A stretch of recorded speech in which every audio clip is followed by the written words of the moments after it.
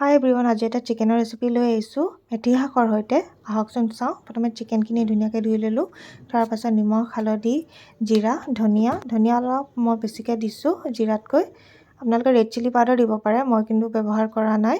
তাৰপিছত আদা নহৰু পেষ্ট আৰু মিঠা দৈ অলপ লৈ মই ধুনীয়াকৈ মেৰিনেট কৰি ল'লোঁ। মেৰিনেট কৰাৰ পাছত মই 3 ঘণ্টা সময়ৰ বাবে এইখিনি ৰাখি থ'লোঁ।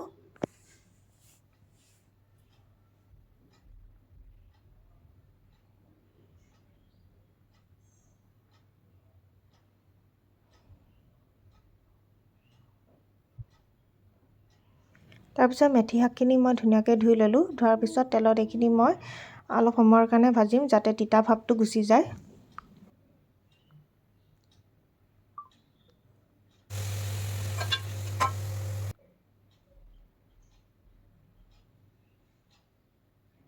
তাৰপিছত তেজপাত, লং, ইলাচি, ডালচেনি, পিঁয়াজ, আদা নহৰু পেষ্ট, জলকীয়া আৰু বিলাহীখিনি ল'লোঁ। এইখিনি ধুনীয়াকৈ মই তেলত ভাজি ল'লোঁ।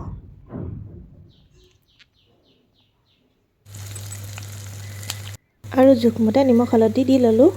তাতে অকণমান মই পানী দি দিলোঁ যাতে ধুনীয়াকৈ এটা পেষ্ট হৈ যায়।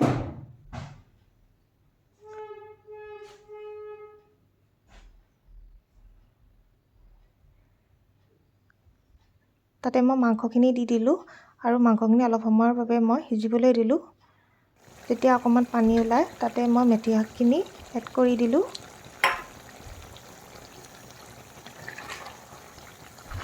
তাৰপিছত মই তাত অলপ গৰম মছলা দি দিলোঁ। এয়া ধুনীয়াকৈ সিজি অহাত গৰম মছলাখিনি দি দিলোঁ আৰু শেষত একেবাৰে ধনিয়া দি দিলোঁ।